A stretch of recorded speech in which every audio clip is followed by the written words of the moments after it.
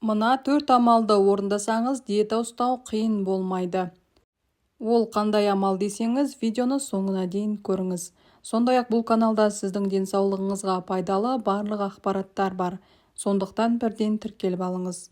Диета ұстамас бұрын оған дайындалу керек дегенді бәріміз естеміз. Диета адам ағзасы мен психикасы үшін аса маңызды сынақ болмақ. Сол себепті де диетаға немқұрайлы қарауға болмайды. Ең алдымен ем-дәм ұстауға ағзаны дайындап алу керек. Диетаға қалай дайындаламыз? Артық салмақ барлық адамда бірдей артық тамақтанудан бола бермейді. Кейбіреулер қанша аз жесе де толысып кетуі мүмкін. Мұның барлығы бойдағы білінбейтін басқа аурулардың әсерінен болуы да мүмкін. Сонымен қатар гормондардың үйлесімсіздігінен, дұрыс таңдалмаған диетаның әсерінен де толысып кету қаупі бар. Осындай жағдайлар орын алмас үшін ең алдымен дәрігердің кеңесіне жүгіну керек. Өмірде біз барлық нәрсеге бірден қол жеткізе алмаймыз. Мысалы, күнделікті нан тауып жеп отырған жұмысымыз, үйіміз, көлігіміздің бәрі жайдан жай келе салған жоқ. Сол секілді диетаға да осылай қарау керек. Бір күнде салмақ тастап арықтап кете алмайсыз. Арықтаудың соншалықты оңай емес екенін түсінуіміз керек. Тіпті бұл процесс сіз ойлағаннан да жай жүруі мүмкін. Бәріне де дайын болуымыз керек. Кішігірім жетістіктің өзіне қуана білсеңіз, нәтижесі жаман болмайды. Бір айда 10 килограмм салмақ тастаймын деп үміттеніп қалмаңыз. Көп салмақ тастау зиянды екенін де біле жүріңіз. Тіпті осынша көп салмақ тастағанның өзінде салбыраған теріні қалай тартасыз? Диетологтардың айтуынша, бір айда ең көп дегенде 2 килоға дейін салмақ тастауға болады. Диетаға осылайша дайындалып алып, сосын мыналарды жасауға кірісіңіз. Физикалық жаттығумен айналысыңыз. Жаттығудың қай түрімен айналысамын десеңіз де өз еркіңіз. Жаяу жүру, жүгіру, жүзу, би билеу барлығы да физикалық жаттығу деуге болады. Диетамен бірге жаттығуды қатар алып жүретін болсаңыз, салмақ тез түсетін болады. Оның үстіне терінің салбырауы да болмайды. Ағзаны тазалаңыз. Зат алмасу жүйесінің жұмысы баяуласа да, салмақ тастау қиынға соғады. Бұл жүйенің жұмысын жақсарту үшін ағзадағы артық сұйықтық пен зиянды заттарды тазалау керек. Ол үшін газсыз суды, зімбір мен лимон салынған көк шайды көбірек ішіңіз. Тіпті қарапайым суға лимон салып ішсеңіз де зат алмасуды жақсартады. Сондай-ақ шөп шайлар, қарбыз бен қияр жесеңіз де іштегі токсиндерді айдап, шлактардан тазартады. Ағзадан шлактарды шығарып, ішек жұмысын жақсарту үшін бір күн бойы тек айран ішкен де пайдалы. Сонымен қатар балғын көкөністер мен жемістер жеуді әдетке айналдырыңыз. Бұдан бөлек белсендірілген көмір ішіп ағзаны тазалауға болатынын естеріңізге түсіріңіз. Сондай-ақ ыдысыңызды ауыстырыңыз. Үлкенірек көлемдегі тәрелкелерді кішкентайларымен ауыстырыңыз. Сонымен қатар ашық түсті ыдыстарға қарағанда күңгірт түсті ыдыстар тәбетті қашырады.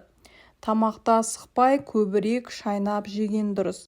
Себебі қарынның тойғаны жайлы сигналды біздің миымыз кеш сезінеді. Сондықтан да асықпай жесеңіз, салмағыңызға салмақ қосып алмайтын боласыз. Сүйікті ісіңізді табуға тырысыңыз. Диета кезінде сүйікті іспен айналысудың пайдасы қандай? Егер сіз қандай да бір істен ләззат алып, оны жасап болғаннан кейін шын көңілден қуанатын болсаңыз, көңіл күйіңіз көтеріліп, қуаныш гормонын сезінетін боласыз. Мұндайда сіз тамақ туралы мүлде ұмытасыз. Жеген күннің өзінде де бұрынғыдай көп жей алмауыңыз мүмкін. Хоббидің арықтауда тигізер пайдасы мол екенін есте ұстаңыз. Қыздар үшін артық салмақпен күресу оңайға түспейтіні белгілі. Егер арықтау үшін диета ұстауды көздесеңіз, келесі ережелерге құлақ тұрыңыз. Диета таңдаған кезде азық-түліктің қолжетімді болуына мән беріңіз. Диета ұстаған кезде жейтін тағамдарыңыз өзіңізге ұнауы тиіс. Егер дәмі ұнамайтын тағамдармен диета ұстасаңыз, өзіңізге 2 есе қиын соғуы мүмкін.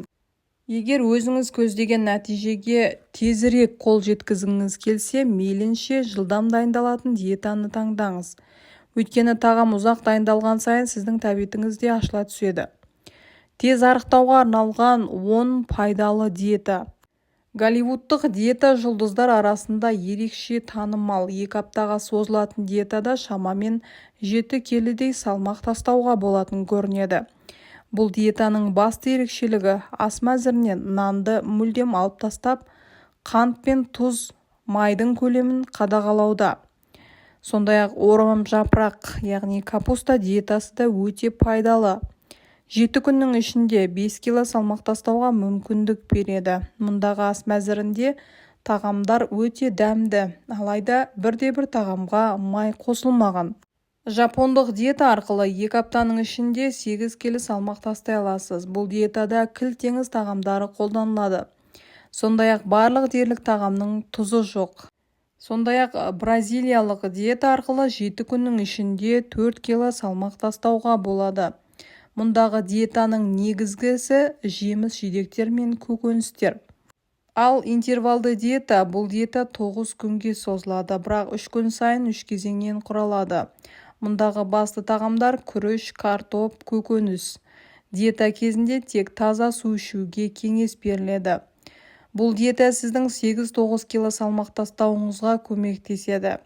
Әйтсе де денсаулығыңызға да ерекше мән беруіңіз керек. Қарақұмық диетасы 1 немесе 2 аптаға созылады. Бұл диета ұстаған кезде сіз 4-8 кило аралығында салмақ тастай аласыз. Алайда қарақұмық диетасын ұстаған кезде мына нәрсені ұмытпаңыз. Қарақұмықты қайнатып пісіруге болмайды. Тек қана ыстық су құйып 3-4 сағат буда ұстаған қарақұмықты ғана пайдаланасыз. Тағы бір айта кетерлігі, диета кезінде қарақұмыққа қандай да бір қоспа қосуға болмайды. Сондай-ақ топ модельдер диетасы 3 күнге созылатын бұл диета арқылы кейде 3, кейде 5 келі салмақ тастауға болады. Алайда бұл өте ауыр диета екенін ұмытпаңыз. Бұл диетаны ұстау арқылы сіз күні бойы 1 жұмыртқа мен 300 грамм сүзбе ғана жейсіз. Кешкі астан мүлдем бас тартып, тек су ғана ішесіз. Мыңдаған диета арасында тез арықтауға көмектесетін жылдам диеталар да бар. Әдетте олар 5 күнге созылады. Мұндай диеталарды ұстаған кезде кешкі асты мүлде ұмытып, тамақ көлемін азайтасыз. Кейде бір ғана тағам негізінде ұстайтын моно диеталарда болуы мүмкін. Мәселен, айран, шырын немесе жеміс-жидек негізінде ұстайтын диеталар. Экспресс диеталардағы ас мәзірі мынадай. Модельдер қолданатын тез арықтауға арналған ең пайдалы диета ол көмірсусыз диета деп аталады. Бұл диетада ақуыздың көлемі де аз. Мұндағы ас мәзірі жеміс-жидектер мен көкөністерге бағытталған. Ал қандай да бір диетаны ұстамас бұрын дәрігермен кеңесуді ұмытпаңыз. Өз денсаулығыңызға және жақындарыңызға қамқор бола біліңіз. Ал осы видео сізге пайдалы болса, жақындарыңызбен бөлісіп, каналға тіркеле кетіңіз.